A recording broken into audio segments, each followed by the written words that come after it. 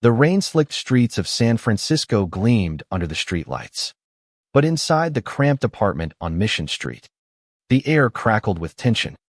Julian Carter, 25, stood frozen in the kitchen, his heart hammering as he stared at his roommate, Mateo Alvarez, who was wiping down the counter with a dish rag, oblivious to the storm brewing in Julian's chest. 3 hours ago, Julian had done the unthinkable, had kissed Mateo, his best friend, his straight roommate, and now the world felt like it was unraveling. It wasn't supposed to happen. Julian had always been the guy who played it safe, grew up in a small Georgia town, dated women, kept his head down. Moving to San Francisco for a tech job at 23 had been his big rebellion. But even here, he stuck to the script: work hard, hit the gym, charm the ladies at bars. Mateo, 26, was the opposite, born and raised in Oakland. A freelance graphic designer with a laugh that filled rooms and a knack for making everyone feel like family. They'd met through a Craigslist ad 2 years ago, bonded over late-night tacos and NBA games, and became inseparable. Julian had never questioned his sexuality. Not once. Until that night. It started innocently enough: a bottle of mezcal, a rainy Friday, and a stupid bet over who could handle more shots. Mateo's dark eyes sparkled with mischief as he teased Julian about his small-town vibes. 1 minute, they were laughing, sprawled on the couch. The next, Julian's hand was on Mateo's cheek, and their lips crashed together in a moment that felt like it could burn the whole city down. Mateo hadn't pulled away, not at first. His breath had hitched, his hands hovering over Julian's shoulders. And for one electric second, Julian thought he felt Mateo lean in. But then Mateo stumbled back, muttering, "Whoa, man, what the hell?" before disappearing into his room. Now, Saturday morning loomed heavy. Julian gripped the edge of the counter, his knuckles paling. He wanted to apologize, to laugh it off, to pretend it was just the alcohol. But the truth clawed at him. He'd felt something real, something terrifying, and he couldn't unfeel it. Mateo, meanwhile, moved with forced casualness, humming a tune as he scrubbed a non-existent stain. "You good, Jules?" he asked, not meeting Julian's eyes. "Yeah," Julian lied, his voice tight. "Just hungover." Mateo nodded. "Too quick." "Cool. I'm heading out to meet Lena for coffee. You need anything?" "Lena." Mateo's on again. Off again, girlfriend. Julian's stomach twisted. "Nah, I'm good," he managed, watching Mateo grab his jacket and slip out the door. The apartment felt too big without him. The silence screaming questions Julian wasn't ready to answer. By noon, Julian was pacing, his phone buzzing with unread texts from his coworker, Aisha, who'd been trying to set him up with her cousin. He ignored them, his mind replaying the kiss like a broken record. Why had he done it? He wasn't gay. He'd dated women his whole life, loved the softness of their curves, the way they laughed at his dumb jokes. But Mateo was different. It wasn't just the kiss. It was the way Mateo's smile made Julian's chest ache. The way their late-night talks about dreams and fears felt like peeling back layers of himself he didn't know existed. He needed air. Julian grabbed his hoodie and headed to Dolores Park, the city's heartbeat pulsing around him, families picnicking, dogs chasing frisbees, couples tangled in each other's arms. He sat on a bench, staring at the skyline, trying to make sense of the chaos inside him. Was he attracted to Mateo? Or was it just a fluke? A moment of weakness? He thought of his dad back in Georgia, a man who'd raised him on football and man-up lectures. If Julian was something else, what would that mean for the life he'd built? His phone pinged. A text from Mateo. "Yo, you free tonight? Need to talk." Julian's heart lurched. Talk. That could mean anything. Mateo could laugh it off. Or he could be pissed. Or worse, he could move out. Julian typed back, "Yeah, I'm around," his fingers trembling. That evening, Mateo returned. his usual swagger replaced by something quieter, almost nervous. They sat on the couch, a careful distance between them, the TV droning in the background. Last night was weird, Mateo started, rubbing the back of his neck. But, not bad weird. Just, I didn't expect it. Julian's throat tightened. I'm sorry. Man. I don't know what I was thinking. Too much mezcal. I guess. Mateo's eyes flicked to him, sharp and searching. Was it just the mezcal? The question hung in the air, heavy as the San Francisco fog. Julian wanted to lie, to say yes, to keep things simple. But the truth was a living thing, clawing its way out. I don't know, he admitted, his voice barely above a whisper. I've never felt like that before. Mateo didn't flinch, didn't laugh, didn't run. He just nodded, like he was piecing together a puzzle. I've been thinking about it all day, he said. And I don't know either, Jules. But I'm not mad. I just need time to figure it out. They sat in silence, the weight of the unknown pressing down. Julian wanted to reach for Mateo's hand, to close the gap between them, but fear held him back. For the first time, he saw a crack in the life he'd always known and a glimpse of something new, something terrifyingly beautiful, waiting on the other side. The days that followed were a tightrope walk. Julian and Mateo moved around each other like planets in uneasy orbits, their usual banter replaced by careful glances and half-finished sentences. Julian threw himself into work, coding late into the night at his tech startup in Soma, hoping the hum of servers would drown out the questions in his head. But every time he came home to their Mission Street apartment, Mateo's presence, his laugh, his cologne, the way he hummed while cooking felt like a magnet pulling Julian closer to a truth he wasn't ready to face. Mateo, for his part, seemed determined to keep things normal. He'd blast music, invite friends over, and talk about Lena like nothing had changed. But Julian noticed the small things, Mateo's lingering looks when he thought Julian wasn't watching, the way his hand brushed Julian's when passing a beer. Each moment sent a jolt through Julian, equal parts thrill and terror. He started Googling in secret am I bisexual? How do you know if you're gay? The search history glowing like a confession on his laptop screen. One night, a week after the kiss, Julian found Mateo sketching at the kitchen table, his pencil dancing over a sketch pad. What's that? Julian asked, leaning over, desperate for something normal to talk about. Mateo flipped the pad to show a vibrant mural design swirling colors. Faces of every shade, hands intertwined.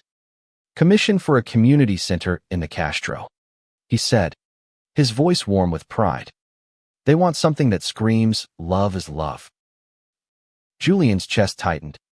The Castro, San Francisco's beating heart of queer culture, felt like another planet. Looks dope, he said, forcing a smile. You always nail this stuff. Mateo's eyes met his, steady and unreadable. You ever think about it?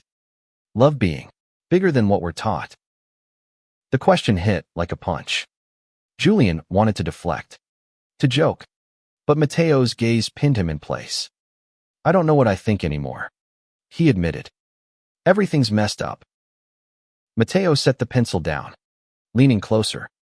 Maybe it's not messed up. Maybe it's just new. Before Julian could respond, the doorbell buzzed. Mateo's friend Diego burst in, all energy and loud laughs, dragging Mateo into plans for a night out. Julian stayed behind, the apartment quiet again, his mind a storm. He thought of his mom, who'd always said love was simple, find a good woman, settle down. But nothing about Mateo felt simple.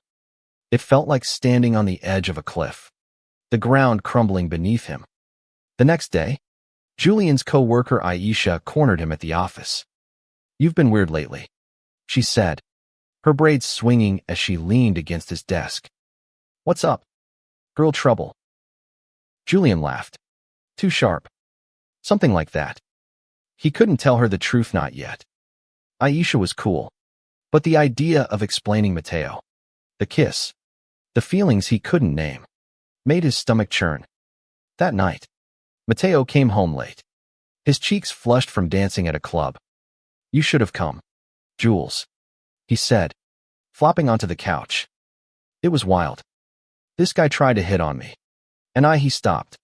Like he'd caught himself." Julian's heart sank. "What did you do?"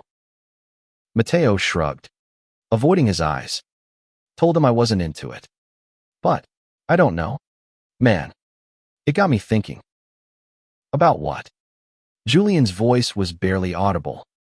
Mateo looked at him, his expression raw. "About you. About us. About what happened." The air felt too thick to breathe. Julian wanted to ask what that meant, but fear clamped his mouth shut. Instead, he nodded, grabbing his jacket. "I'm going to take a walk," he said, needing space, needing air.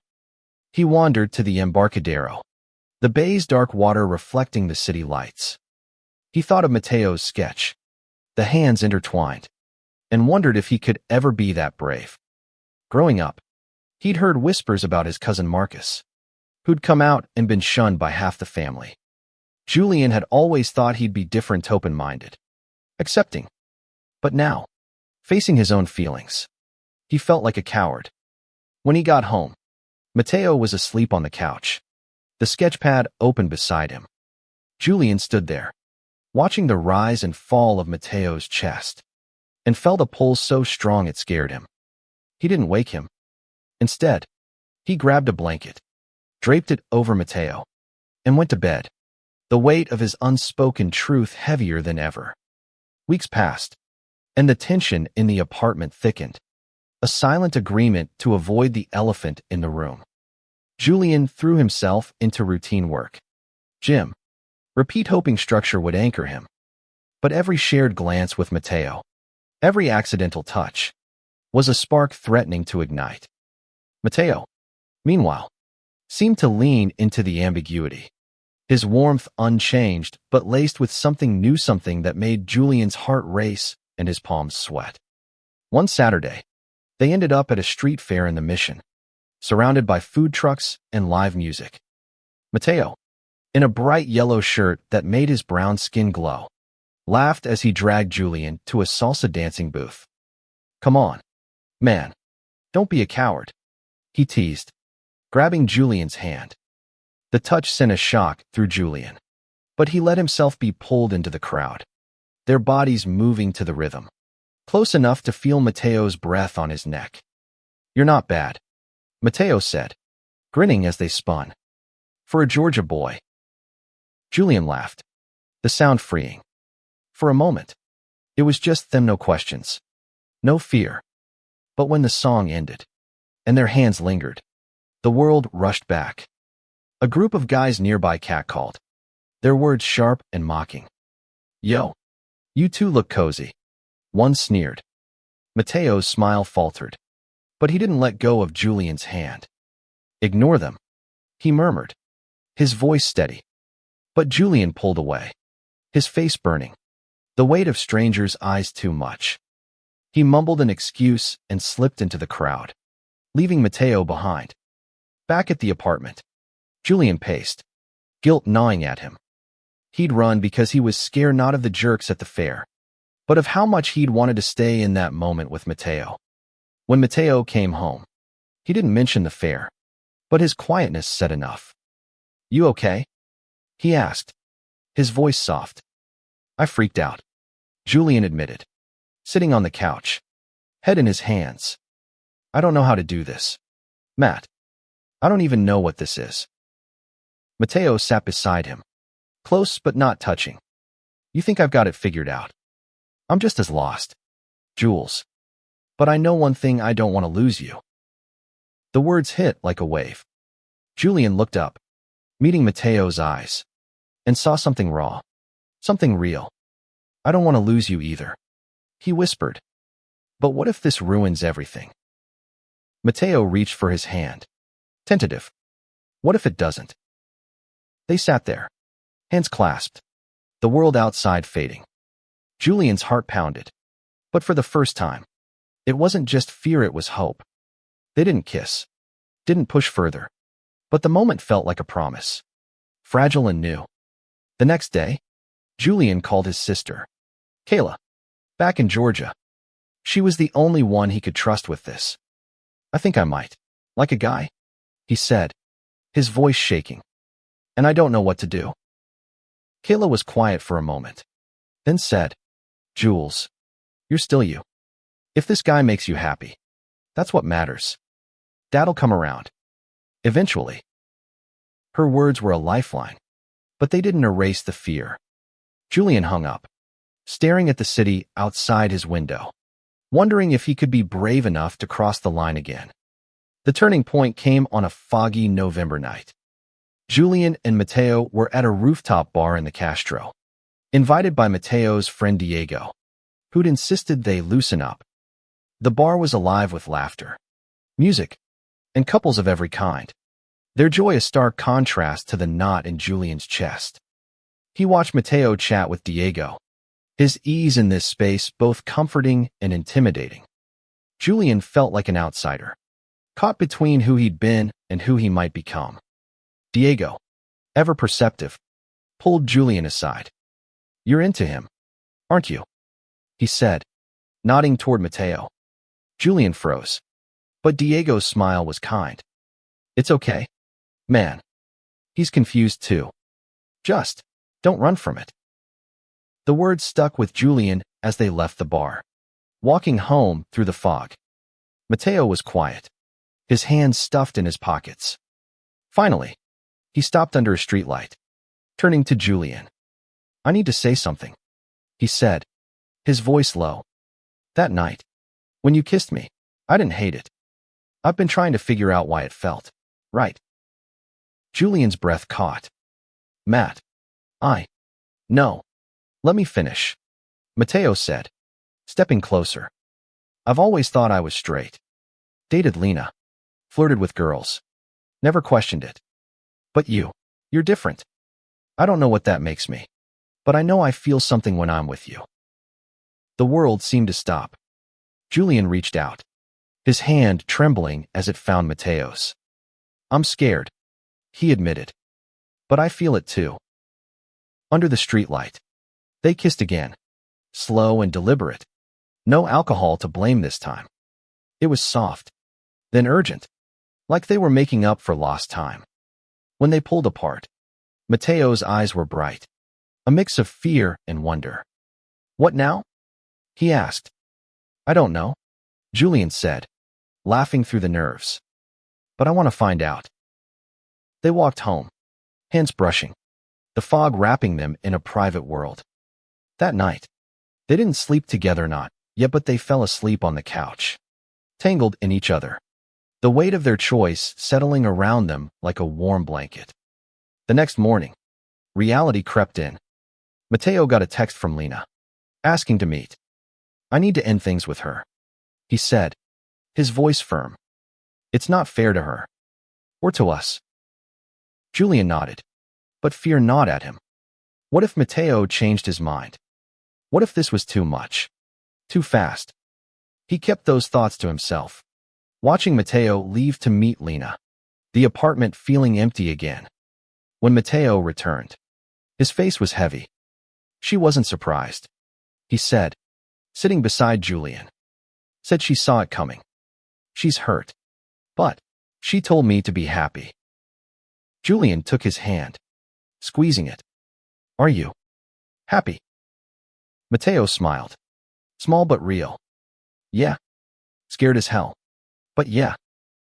They spent the day talking, unpacking their fears, their hopes. Julian admitted he'd never imagined this life, but Mateo made it feel possible. Mateo confessed he'd questioned his feelings for years but pushed them down, afraid of what it meant.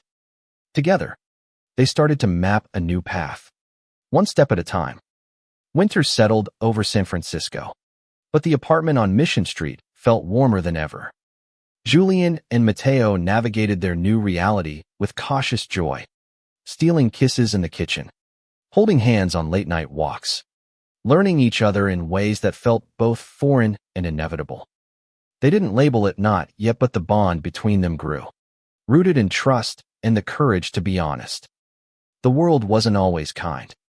Julian's dad called one evening, his voice gruff as he asked about Julian's new life. When Julian mentioned Mateo, the line went silent. "You're confused," his dad said finally. "Come home, son. We'll fix this." Julian hung up, his chest tight. But Mateo was there, pulling him close, reminding him he wasn't alone. They faced judgment elsewhere too. Stares at the grocery store, a coworker's raised eyebrow when Julian mentioned Mateo. But there were bright spots, Aisha's enthusiastic support, Diego's endless teasing, the community center in the Castro where Mateo's mural now hung, a vibrant testament to love in all its forms. Julian visited it one day, standing before the swirling colors, and felt a surge of pride. This was their story, messy and real. One night, as snow dusted the city, an anomaly for San Francisco, they stood on their rooftop, the skyline glittering below. Mateo wrapped an arm around Julian, his breath visible in the cold. "I never thought I'd end up here," he said, his voice soft. "But I wouldn't change it." Julian leaned into him, the weight of the past year falling away. "Me neither," he said. "You made me brave, Matt." They kissed, the city sprawling beneath them, a world that was theirs to claim. The journey hadn't been easy, crossing lines, facing fears, redefining themselves, but it was worth it. Love, they learned, wasn't about fitting into someone else's script. It was about writing their own. Together, as they stood there, hand in hand, Julian knew this was just the beginning. The road ahead would have its challenges, but with Mateo by his side, he was ready to face them. Their story wasn't perfect, but it was theirs, and that was enough.